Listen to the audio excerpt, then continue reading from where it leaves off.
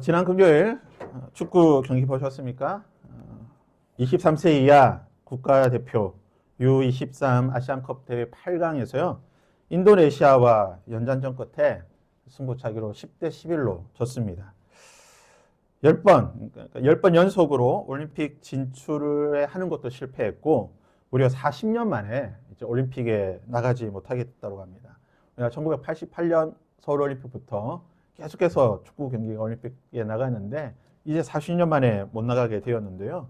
그것 때문에 지금 축구협회가 난리가 났습니다. 이 인도네시아한테 선제골을 먹어도 우리가 역전시킬 줄 알았죠. 인도네시아쯤은 우리가 한두 골 먼저 먹어도 얼마든지 역전할 수 있다고 생각했는데 동점밖에 하지 못하고 연장전에서 또 이기지 못하고 결국 승부차기 끝에 지게 되니까 축구 팬들이 큰 충격을 받았습니다. 인도네시아는 우리나라 피파 랭킹과도 굉장히 차이가 많죠. 차이도 많이 나고 그동안 전적에서도 우리나라가 오전 전승으로 다 이겼던 경기이기 때문에 당연히 이길 거라 생각했고 선제골 몇 골을 먹어도 우리나라 실력이면 이길 수 있을 거라 생각했는데 정말 어이없이 지게 되니까 정말 비난이 쏟아지고 있고 황선홍 감독도 지금 들어와서 사과 인터뷰도 하고 축협에서도 사과문을 발표하고 정말 아주 지금 난리가 아닙니다. 짧은 영상 함께 잠시 보실까요? 짧은 영상을 함께 보고 또 말씀을 하겠습니다. 지금까지도 두고두고 신화 같은 게임으로 화제에 오르는 군산상고와 부산고의 야구 경기가 열린 것이 이해 7월 19일이었다. 황금 사자기 결승전에서 맞붙은 두 팀은 초반 팽팽한 접전을 보였지만 8회 초 부산고가 3득점해 4대1로 앞서면서 경기는 끝나는 것 같았다. 그러나 군산상고는 9회 말 기적같이 넉점을 뽑아내며 대역전극을 펼쳐 창단 3년 만에 전국대회 우승을 거머쥐게 된다.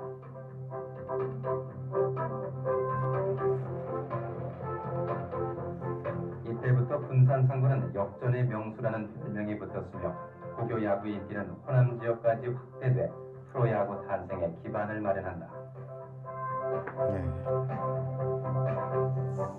아주 재밌는 경기였겠죠. 영상에서 보셨지만 1972년 7월 19일 제가 태어나기도 전입니다. 굉장히 오래전 일이죠. 고교야구 황금 사자기 결승전에서 군산상고가 부산고를 상대로 역전승을 거두었습니다. 9회 말까지 1대 4로 지고 있다가 9회 말에서 4득점을 했는데요. 더 놀라운 사실은 2사 만루에서 9회 말 2사 만루에서 안타를 때려서 5대 4로 역전을 했다는 겁니다. 야구 격언 중에 이런 말이 있죠. 야구는 9회 말 2사 만루부터 시작한다. 정말 이 말이 어떤 의미인지를 아주 잘 보여주는 그런 경기였습니다. 이 경기 때문에 군산상고는 역전의 명수라고 하는 별명을 얻게 되고 이후로도 수많은 경기에서 1점 차 역전승을 많이 거뒀다고 합니다. 이런 역전승을 거두는 경기를 보게 되면요. 정말 보는 사람은 짜릿합니다. 재밌죠. 얼마나 재밌습니까? 하지만 이 당사자들은요. 정말 피를 말리는 시간들입니다. 역전을 하는 사람도 그렇고 역전을 당하는 사람도 그렇고 정말 피를 말리고 끝까지 포기할 수 없는 정말 집중하고 매달리게 만드는 그런 것이 바로 이런 역전승하는 경기라고 볼 수가 있습니다. 역전이란 말을 국어사전에서 찾아보니까 형세가 뒤집힘 또는 형세를 뒤집음이라고 정의를 내립니다. 여러분의 인생은 역전당하는 인생이 아니라 역전하는 인생이 되기를 축복합니다. 정말 중요한 것은요. 하나님의 은혜로, 하나님의 능력으로, 하나님의 도우심으로 역전해야 된다는 겁니다. 다시 한번 축복합니다. 여러분의 인생은 하나님의 은혜와 하나님의 능력과 하나님의 도우심으로 역전하는 인생이 되기를 축복합니다. 시편의 말씀은 모두 150편으로 되어 있습니다. 150편의 시들 가운데에 상당수가 표제라고 하는 것이 붙어 있습니다. 누구누구의 시 또는 어느 때에 낭독하는 시, 어느 때에 지어진 시라고 하는 표제가 있는데요. 시편 130편을 보시면 이런 표제가 붙어 있습니다. 다윗의 시, 곧 성전 낙성가. 시편 30편은 다윗이 지은 시라고 말합니다. 그리고 언제 지었는가? 언제 이 시편을 읽게 되는가? 성전을 낙성할 때, 즉 성전을 다 짓고 하나님께 봉헌할 때에 이 드리는 예배를 드릴 때에 이 시편을 읽거나 또는 낭독을 하게 되어 있습니다. 근데 재미있는 사실은 다윗은요, 하나님께 성전을 봉헌하지 못했습니다. 다윗의 평생의 소원이 무엇이었을까요? 그것은 바로 하나님의 성전을 짓는 거였습니다. 하지만 하나님께서는 다윗에게 성전 짓는 것을 허락지 아니하시고 내 아들 솔로몬이 성전을 지을 것이라고 말씀하셨습니다. 그래서 다윗은 참 아쉬웠겠죠. 정말 하나님을 위해서 성전을 짓고 싶었는데 평생의 소원이었는데 하나님께서 짓지 못하게 하시니까 참 아쉽고 서운한 마음이 있었지만 성전은 짓지 못했지만 성전을 지을 수 있도록 준비하는 것은 가능하니까 다윗은 평생 동안 하나님의 성전을 지을 수 있는 준비를 하게 됩니다. 땅도 준비를 하게 되고요. 그리고 성전에 지을 때 들어가는 여러 가지 목재와 또는 금속 여러 가지 재물들, 물질들을 준비하게 되고 심지어는 성경에 보니까 다윗이 이 성전의 설계도까지 대략적으로 어떻게 지어야 된다라고 하는 설계까지 다 준비를 하고 이것을 아들 솔로몬에게 넘겨주게 됩니다. 그래서 솔로몬은요, 정말 땅 짓고 헤엄치듯 편안하게 쉽게 성전을 지었습니다. 7년의 시간을 짓긴 하였지만 아버지가 준비한 모든 것을 받았기 때문에 그냥 그것으로 지으면 되는 거예요. 그래서 솔로몬은 정말 쉽게 이 성전을 7년 동안 짓게 됩니다. 다윗은 하나님의 성전을 짓지 못하고 낙성, 이 봉헌은 하지 못했지만 다윗 이후에 이 하나님의 성전은 몇 차례에 걸쳐서 파괴되거나 또는 보수하는 그런 경우들이 발생했습니다. 그래서 성전이 보수하거나 또는 다시 지어져서 봉헌할 때에 이 시편 30편의 시편을 낭독했다라고 합니다. 그리고 이스라엘 민족이 아주 중요하게 생각하는 절기가 수전절이라고 하는 명절이 있습니다.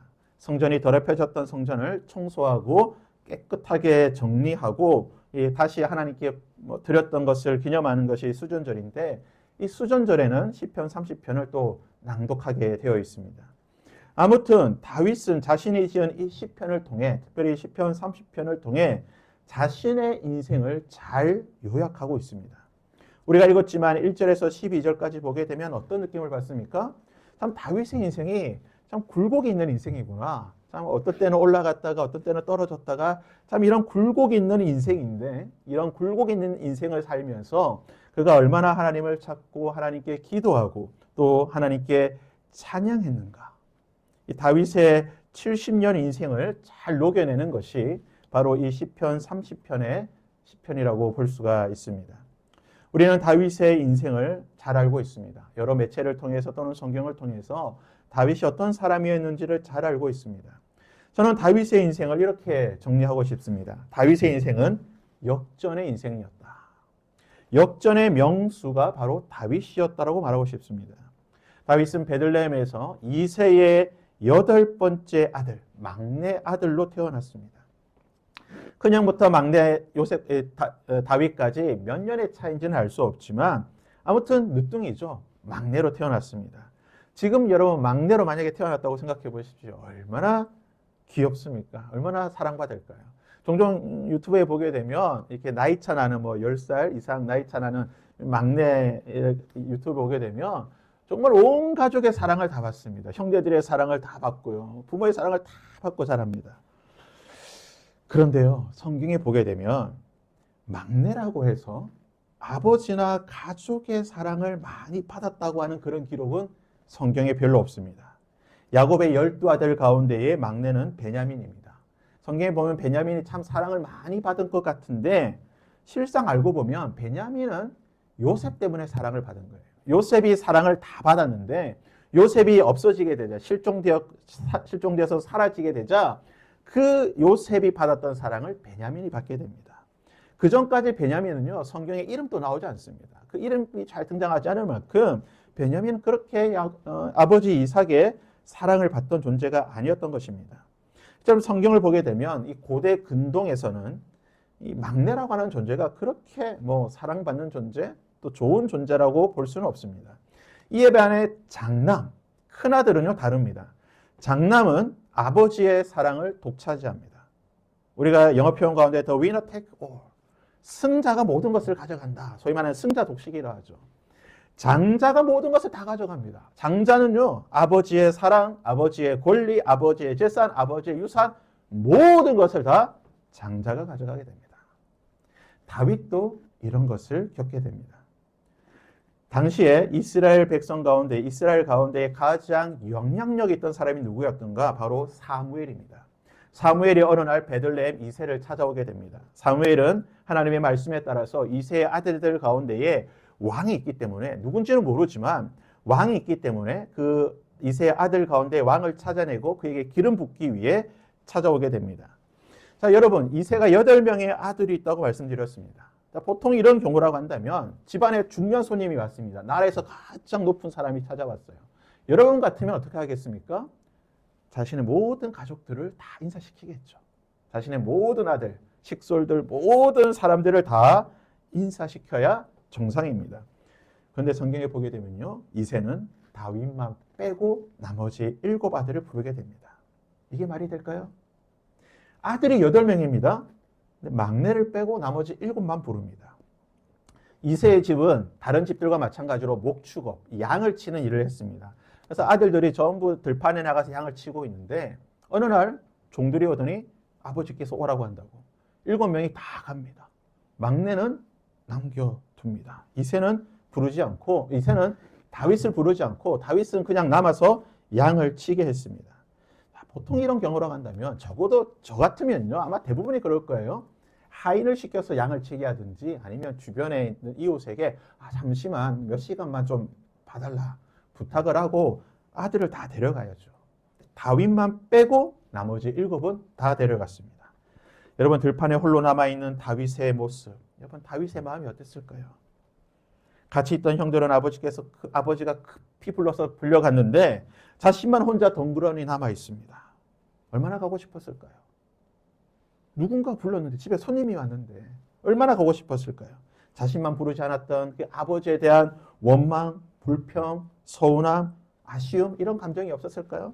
아마 다윗은 큰 슬픔, 또 좌절, 또는 자신이 막내라고 하는 이 사실에 대한 어떤 아픔을 느꼈을 것 같습니다. 근데 놀라운 일이 벌어집니다. 몇 시간 뒤에 갑자기 누군가 뛰어오더니 자신을 부릅니다. 빨리 집으로 가라고. 아버지가 부르니 빨리 집으로 가라고 자신을 부릅니다. 급히 집으로 갔더니 자신을 깨끗하게 목욕을 시키고 좋은 옷을, 가장 좋은 옷을 입히더니 웬 아버지 옆에 아버지와 함께 어르신이 서 있는 곳으로 자신을 인도합니다. 아버지와 사무엘이 함께 앉아있는 자리를 자신을 인도하더니 사무엘이 자신을 뚫어지게 쳐다보고 있습니다. 그리고 조용히 사무엘이 자리에서 일어나더니 양뿔에 가득 든 기름을 다윗의 머리에 붓습니다. 일순간 방 안은 정적이 흐릅니다. 방 안에 아버지와 7명의 형들이 있습니다. 아마 더 많은 사람이 있을 수 있겠죠. 그들 앞에서 지금 사무엘이 다윗에게 머리에 기름을 붓습니다. 그것이 무엇을 의미하는지는 그 방에 있는 모든 사람들은 알고 있습니다. 왕으로 임명하는 기름 부음입니다.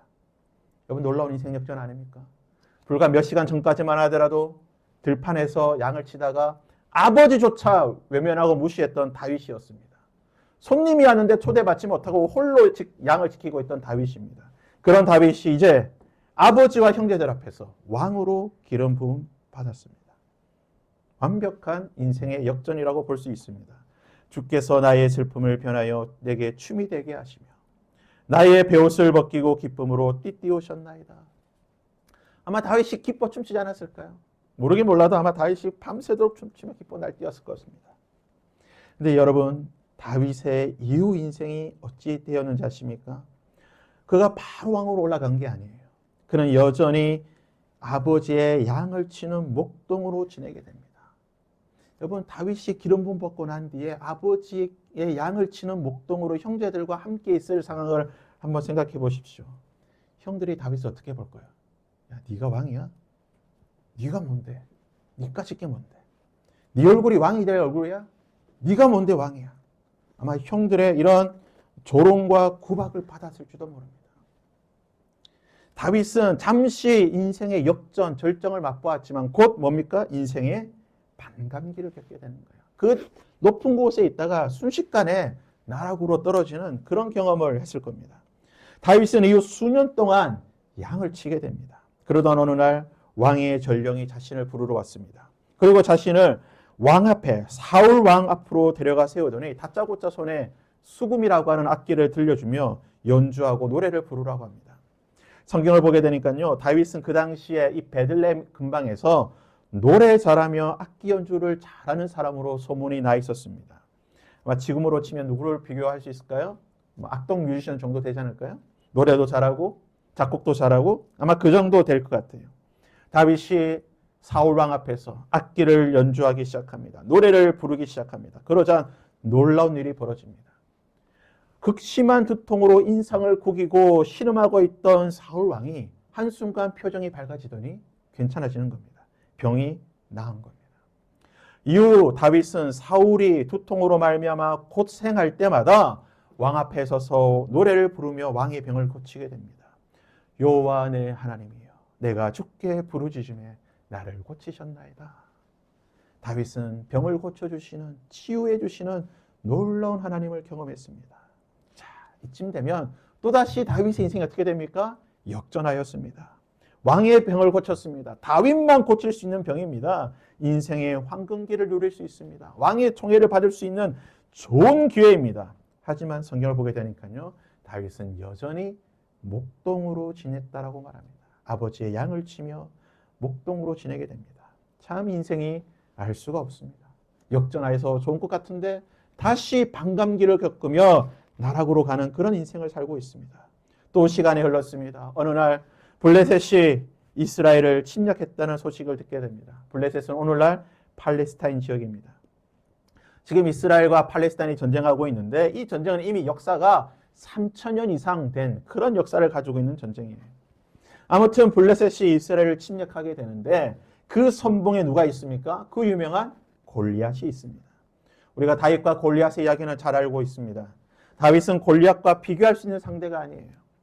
나이도 어리고 신체 조건도 너무나 차이가 많이 납니다. 마치 유치원생과 성인이 싸우는 것 같습니다.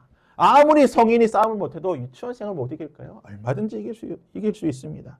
말도 되지 않는 싸움인데요. 다윗은 이 싸움을 이기게 됩니다. 말 그대로 역전하였습니다. 평소 연마였던 이 돌팔매질로 골리앗을 한 방에 죽이게 됩니다. 여호와여 들으시고 내게 은혜를 베푸소서. 여호와여 나를 돕는 자가 되옵소서 하였나이다. 다윗이 골리앗을 만났을 때 이런 기도하지 않았을까요? 하나님, 내가 하나님의 힘으로 골리앗에 나아갑니다. 하나님이여 나를 도와주옵소서. 하나님은 다윗에게 은혜를 베푸시고 다윗이 골리앗을 이길 수 있도록 역전할 수 있도록 도와주셨습니다. 다윗의 이 승리로 말미암아 절대적으로 불리하였던 블레셋과의 전쟁은 큰 승리를 거두었습니다. 자, 이제 우리 또 다시 한번 다윗의 인생을 생각해 봅시다. 다윗의 인생 어때야 됩니까? 역전하였습니다. 인생이 또 펴야 되겠죠? 황금기를 누려야 됩니다. 그런데 어떻게 된 일입니까? 자신의 장인이자 나라의 왕이었던 사울은 다윗을 죽이려고 합니다. 질투에 눈이 멀어 몇 번이나 다윗을 죽이려고 합니다. 자신을 죽이는 창이 자신의 길을 지나 벽에 꽂히는 순간을 겪었습니다. 목숨의 위험을 느끼게 됩니다. 그럴 때마다 다윗은 겨우겨우 목숨을 건져 도망치게 됩니다. 이후 다윗은 사울이 죽는 그날까지 도망자의 신세가 됩니다. 집에도 들어가지 못하고 사람들, 가족들도 만나지 못하고 들판과 산과 골짜기에 숨어 지내며 도망자의 신세를 수년 동안 보내게 됩니다. 잠시 또 인생의 정점 황금기 역전을 하였지만 또다시 인생의 반감기를 겪게 되고 그냥 인생이 나락으로 떨어진 겁니다. 그런 다윗의 인생에 또다시 봄날이 찾아옵니다. 자신을 죽이려고 했던 사울왕이 블레셋과의 전쟁에서 목숨을 잃었습니다. 그리고 이스라엘은 이제 다윗을 왕으로 추대하였습니다. 다윗에게 기름 붓고 왕으로 추대하게 됩니다. 다윗이 기름 부음 받은 지 10수년 만에 30세가 되는 날, 그는 이스라엘의 전체 왕은 아닌 한 지파, 유다 지파의 왕이긴 하였으나 왕으로 즉위하게 됩니다. 자, 이제 인생이 역전한 것 같습니다. 유다 지파의 왕으로 자신을 죽이려고 했던 사울도 죽었고 한 지파의 왕이긴 하지만 왕이 되었습니다. 7년 6개월이 지나게 되자 이제 온 이스라엘이 나머지 11지파도 다윗을 왕으로 인정하였습니다. 다윗의 나이 30세가 될 때에 38세죠. 성경에 따르면 38세가 되었을 때 다윗은 이제 온 이스라엘의 왕이 되었습니다. 기름 부음 받은 지 20여 년이 지나고 나서야 그는 왕으로 인정되었습니다. 어떨까요? 짜릿한 인생의 역전입니다. 얼마나 멋진 인생의 역전입니까? 목동에서 외면받던 아버지조차 인정하지 않았던 목동에서 한 나라의 왕이 되는 인생의 역전을 겪게 됩니다. 승승장구하고 이제 왕으로서 이 모든 것을 누리면 됩니다. 그런데 다윗의 인생이 그렇게 끝났다고 한다면 이후에 다윗이 죽는 70세에 죽을 때까지 30년이 넘는 시간 동안 다윗이 평안하게 살았다고 한다면 아마 우리가 읽었던 시편 30편은 기록되지 않았을 것입니다. 다윗은 30세에 즉위하고 40년 동안 이스라엘의 왕으로 통치하게 되지만 다윗의 통치를 기록하고 있는 사무엘 하를 읽게 되면 그는 40년 동안 수많은 전쟁을 겪게 됩니다. 그 전쟁 속에는요, 내전이 있고 쿠데타가 있고 반란이 있습니다. 엄청난 일을 겪게 되는 것입니다. 그는 40년 동안 계속해서 인생의 정점을 겪었다가 반감기를 겪었다가 또 정점을 겪었다가 반감기를 겪다가 이것을 끊임없이 반복하는 것을 보게 됩니다. 그리고 그는 이 시기에 그 인생의 최악의 죄를 짓게 되는데요. 자신의 충신이었던 우리아, 그 우리아의 아내 밧세바와 불륜을 저지르게 됩니다. 단순히 불륜으로 끝나는 것이 아니라 우리아를 죽이는 살인죄까지 저지르게 됩니다. 이 일로 말미암아 그는 혹독한 대가를 치르게 되고 사랑하는 아들의 죽음까지 겪게 됩니다. 자신의 이 부끄러운 수치가 온 천하에 드러나고 아마 이스라엘 모든 사람들 가운데 모르는 사람이 없을 만큼 자신의 이 부끄러움이 다 드러나게 됩니다. 이 시기를 다윗은 이렇게 표현하고 있습니다. 여호와여 주께서 내 영혼을 수월에서 끌어내어 나를 살리사. 나를 지옥에 간 것처럼 지옥에 떨어진 것 같은 내 영혼을 하나님께서 끌어내어 주셨습니다. 내가 무덤에 내려가지 아니하게 되었나이다. 주의 노염은 주의 분노하심은 잠깐이요 저녁에는 울음이 깃들지라도. 다윗이 얼마나 수많은 밤을 눈물로 지새웠습니까? 주의 얼굴을 가리시며 내가 근심하였나이다. 그가 기도해도 하나님이 들으시지 않는 것 같은 그런 절망감 가운데 다윗이 얼마나 많은 시간을 보내었습니까? 내가 무덤에 내려갈 때에 나의 피가 무슨 유익이 있으리요. 다윗은 시편 30편에서 말한 이 모든 감정들을 인생의 그 굴곡들, 정점과 나락을 끊임없이 겪었던 것입니다. 불륜과 살인 그리고 자신의 아들의 죽음뿐만 아니라 다윗은 끔찍한 일을 더 겪게 됩니다. 그것은 바로 왕자의 난입니다. 다말이라고 하는 딸이 있었습니다. 그런데 이 딸이 자신의 첫 번째 아들, 이 장남이었던 암몬에게 강간을 당하게 됩니다. 이 일로 말미암아 자신이 가장 사랑했던 압살롬이라고 하는 아들이 형을 죽이고 도망치게 됩니다. 가장 사랑하는 아들이 도망을 쳤습니다. 겨우겨우 2년 만에 아들이 돌아오게 되는데 돌아온 아들은 4년 동안 반란을 준비하게 됩니다. 그리고 4년 만에 쿠데타를 일으키고 아버지를 쫓아냅니다. 그리고 자신이 왕이 되었습니다.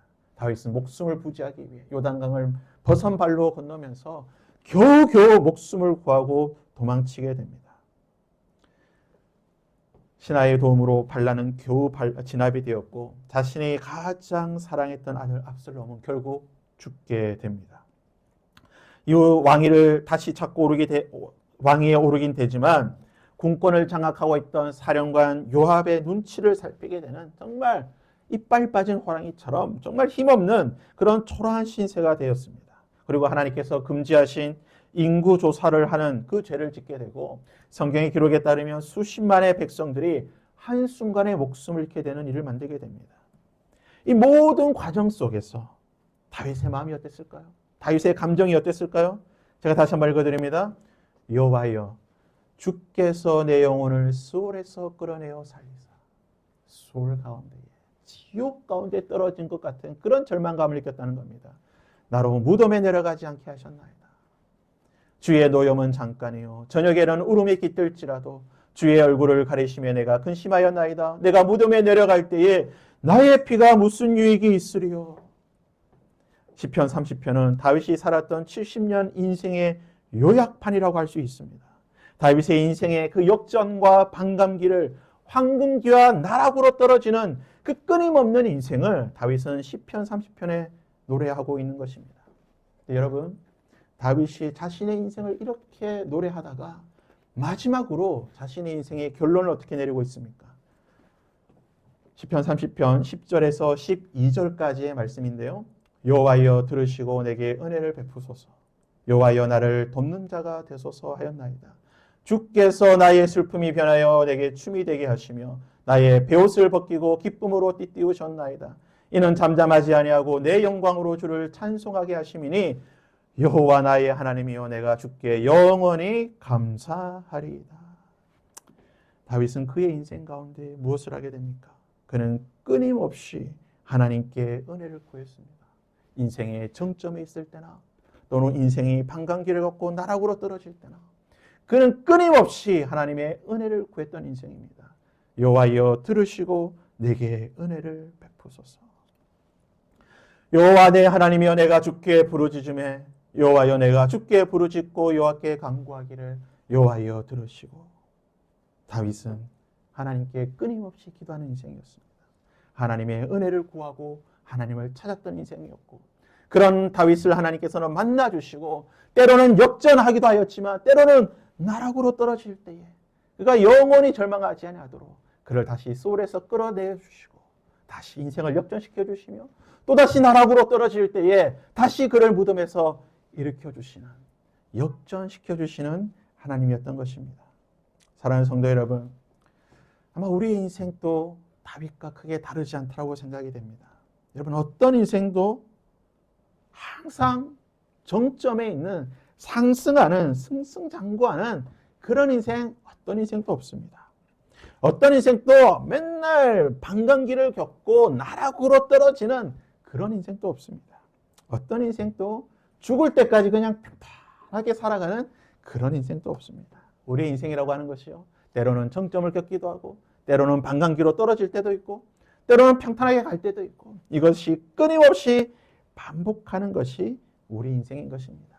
이런 인생을 살아갈 때에 우리가 할 수 있는 것이 무엇입니까? 여호와여 내게 은혜를 베푸소서. 여호와여 나를 돕는 자가 되소서. 나의 슬픔을 변하여 내게 춤이 되게 하시며 나의 베옷을 벗기고 기쁨으로 띠띠우소서.